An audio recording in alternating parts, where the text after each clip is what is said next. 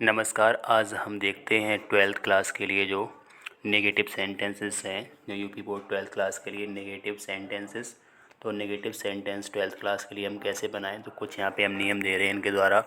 परीक्षा में जो ट्रांसफॉर्मेशन से टॉपिक आएगा नेगेटिव सेंटेंस करने के लिए, तो इसको हम कैसे करेंगे, तो आइए देखते हैं। कुछ नियमों को देखते हैं, कुछ एग्जाम्पल्स पे यहाँ पे हम सॉल्व करेंगे। तो यहाँ पे पहला नियम हमने जो लिया है, यहाँ पे तो हम बात करें यहाँ पे, अगर वाक्य है, अगर किसी वाक्य में नेगेटिव बनाने के लिए आए 12th क्लास में ट्रांसफॉर्मेशन से, तो अगर वाक्य में ओनली या अलोन कहीं दिया हुआ है, अगर वाक्य में कहीं भी ओनली है या अलोन है तो उसे हटा देंगे और उसके बदले में सबसे पहले लगाना पड़ेगा none but, NONE BUT, none but लगा देंगे। अगर अगले नियम की बात करें, अगर वाक्य में एज सून एज आता है, अगर वाक्य में कहीं भी एज सून एज आता है और नेगेटिव बनाना हो तो एज सून एज को हटा देंगे और हम लगाएंगे सबसे पहले नो सूनर। और फिर यहाँ पे डिड का मतलब है जो भी वाक्य की हेल्पिंग वर्ब आएगी उसको करेंगे, उसका हम सब्जेक्ट लगाएंगे और सब्जेक्ट के बाद यहाँ पे टेंस के हिसाब से हम प्रयोग कर देंगे क्रिया को। तो इस तरह से कर देंगे। तो एज सून एज आने पर करते हैं नो सूनर।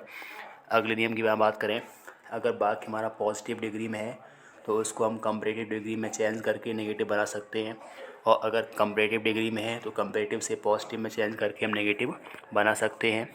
अगला नियम यहाँ देखते हैं, यहाँ पे हम कह रहे हैं, तो ये जो नियम यहाँ लिया है, तो बाय रिमूव टू, तो रिमूव टू के द्वारा भी हम वाक्य को नेगेटिव बना सकते हैं। रिमूव टू मतलब एडवर्ब टू होता है जो, तो उसको टू को हटा करके भी हम नेगेटिव कर सकते हैं। और अगला है जो विलोम शब्द के द्वारा हम नेगेटिव बना सकते हैं। विलोम शब्द बनाने के लिए हमें देखना पड़ेगा कि वाक्य में कोई ऐसा शब्द हो जो क्रिया हो, क्रिया का विलोम बन जाए, या फिर एडजेक्टिव हो तो एडजेक्टिव का विलोम। तो क्रिया या एडजेक्टिव के विलोम को लिखने के साथ साथ हम वाक्य में नॉट लगाते हैं, तब हमारा नेगेटिव बन जाता है। तो आइए कुछ एग्जाम्पल्स हम यहाँ पे देखते हैं। तो एग्ज़ाम्पल की बात करें, यहाँ पहला सेंटेंस हमने लिया हुआ है only he can solve this paper. तो इस वाक्य में आ गया है ओनली। अगर वाक्य में ओनली या अलोन कहीं लिख के आता है और वाक्य को बनाना हो नेगेटिव, तो ओनली या अलोन को हम वाक्य से हटा देंगे और सबसे पहले फर्स्ट ऑफ ऑल हम यहाँ पे लगाएंगे नन बट। तो नन बट हमने लगा दिया है। उसके बाद पूरा वाक्य जो हमारा था he can solve this paper, उसको हमने बिल्कुल सेम यहाँ पे रिपीट कर दिया है। बस ऐसे ही करना है। जब भी वाक्य में ओनली या अलोन आता है और नेगेटिव बनाने के लिए कहा जाए तो ओनली या अलोन को हम हटा देंगे और सबसे पहले शुरुआत में नन वर्ड लगा देंगे और उसके बाद पूरा वाक्य वैसे ही कर देंगे। तो only he can solve this paper, केवल वो है इस पेपर को हल कर सकता है। अब यहाँ लिखा है none word means, none means कोई नहीं, बट मीन्स लेकिन, और कोई नहीं लेकिन वह इस पेपर को हल कर सकता है। तो ट्रांसफॉर्मेशन का अर्थ होता है कि वाक्य के जो अर्थ है, मूल अर्थ है, उसको बदले नहीं हम, और वाक्य के अर्थ को बदले बिना उसकी स्ट्रक्चर को, उसकी बनावट को चेंज करना ही ट्रांसफॉर्मेशन कहलाता है। ऊपर वाले वाक्य में भी वह पेपर हल कर पा रहा है और नीचे वाले वाक्य में भी वही पेपर हल कर पा रहा है। तो वाक्य का अर्थ यहाँ पे चेंज बिल्कुल नहीं हुआ है, बस नेगेटिव बन गया है। तो ओनली अलोन आने पर नन वर्ड करना पड़ेगा। अगला लिखा है as soon as I saw him comma he ran away. तो देखना है यहाँ पे जो कोमा लग के आ रहा है, कोमा के स्थान पर आएगा देन THAN। तो हम वाक्य देखते हैं, एज सून एज आने पर हम करना पड़ेगा नो शूनर। नो सूनर कर दिया गया है। तो इतना होने के बाद अगर हम देखते हैं तो एज सून एज के स्थान पे हमने कर दिया है नो शूनर। नो शूनर होने के बाद हम देखते हैं ऊपर, तो SAW सॉ है, अपने आप में सेकेंड फॉर्म है, तो सेकेंड फॉर्म है इसीलिए जो पास्ट का इंडेफिनिट बना है, तो इसीलिए हमें डिड करना पड़ेगा। तो डिड, फिर हमने सब्जेक्ट लगाना है आई के साथ हमें यहाँ करना पड़ेगा सी फर्स्ट फॉर्म, क्योंकि डिड अपने आप में क्रिया हो गई है पास्ट में, तो डिड के साथ फर्स्ट फॉर्म में ही आएगा। तो no sooner did I see him. अब जो यहाँ पे कोमा लग के आ रहा था, कोमा के स्थान हमने कर दिया है देन, यहाँ कर दिया गया THAN देन। और दूसरा वाक्य हमें बिल्कुल सेम रिपीट कर देना है। तो ये हमने बिल्कुल सेम जस्ट वैसे ही कर दिया। तो इस तरह से हमने वाक्य कर लिया अपना। तो no sooner did I see him, comma के स्थान पे देन ही रैन अवे। तो नो सूनर का मतलब है ज्यों ही या जैसे ही, और एज सून एज का मतलब भी होता है ज्यों ही या जैसे ही। तो कोई वाक्य अगर एज सून एज से प्रारंभ होता है तो उसे हम नो सूनर से स्टार्ट कर देंगे और हेल्पिंग वर्ब जो टेंस है उसको देख करके यहाँ लगा देंगे और उसके बाद सब्जेक्ट करके हम जो क्रिया है उसे कर देंगे और कोमा के बदले में ध्यान रखना है THAN देन का प्रयोग कर देंगे। तो जैसे ही मैंने उसे देखा वैसे ही वह भाग गया। तो यहाँ पे नेक्स्ट देखते हैं, अमन इज़ रिचर देन सुमित। तो यहाँ पे हम देखते हैं अमन इज़ रिचर देन सुमित। तो यहाँ पे ये डिग्री है, बात करें देन लगा हुआ है कॉम्परेटिव डिग्री यहाँ पे। तो कॉम्परेटिव डिग्री को हम पॉजिटिव में चेंज कर देंगे, तो पॉजिटिव से कंपरेटिव या कंपरेटिव से पॉजिटिव करने के बाद भी बाक में नेगेटिव बन जाता है। तो यहाँ पे पॉजिटिव से कंपरेटिव करें या कंपरेटिव से पॉजिटिव, जो सब्जेक्ट यहाँ आगे है वो पहुँच जाएगा पीछे, और जो इसमें पीछे है वो यहाँ पे पहुँच जाएगा आगे। तो कंपरेटिव से पॉजिटिव या पॉजिटिव से कंपरेटिव करते हैं, तो कंपेरिजन दो में यहाँ हो रहा है।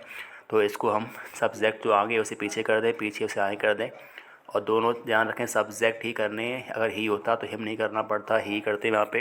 तो कंपरेटिव जो डिग्री है उसे पॉजिटिव, पॉजिटिव से कंपरेटिव। तो इसका हम अलग से भी एक वीडियो बनाएंगे जिसमें डिग्री को अन्य तरीक़ों से भी सॉल्व करते हैं, एग्जाम में इंटरचेंज ऑफ डिग्री आता है उसका भी वीडियो हम देखेंगे। तो फिलहाल यहाँ पे कंपेरिजन दो के बीच में हो रहा है, तो पॉजिटिव से कंपरेटिव, कंपरेटिव से पॉजिटिव यहाँ पे करना है। तो हम देखते हैं। तो सब्जेक्ट को चेंज करने के सुमित हमने आए कर दिया, सुमित के बाद टेंस लगा दिया एज। अगर बाक में ऊपर नोट नहीं है, अगर उस ऊपर वाले वाक में नोट नहीं दिया है तभी हम नोट लगाना है यहाँ पे, तो हमने नोट कर दिया। अब हमें देखना है यहाँ पे जो देन पहचान है वो है अपने आप में कंपरेटिव की, तो यहाँ में लगाना पड़ेगा सो, अपने पास से सो करना है, और इधर लगाना है हमें एज। और बीच में जो देन से पहले अगर बात करें, देन से पहले जो यहाँ पे एडजेक्टिव दिया गया है उसको हमें चेंज करना पड़ेगा पॉजिटिव के हिसाब से।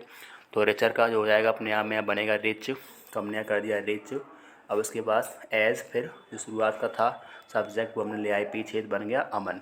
तो Sumit is not so rich as Aman. तो पॉजिटिव से कंपरेटिव, कंपरेटिव से पॉजिटिव करते हुए बात को भी नेगेटिव कर सकते हैं। तो यहाँ नेगेटिव किस तरह से बना देखते हैं। तो ऊपरी वाक्य में नोट नहीं था, यहाँ पे नोट लग गया, इस तरह से नेगेटिव बन गया, लेकिन सेंस इसका वही रहा है। अमन सुमित से ज़्यादा अमीर है, यहाँ है सुमित इतना अमीर नहीं है जितना अमन। तो अगला देखते हैं यहाँ पे।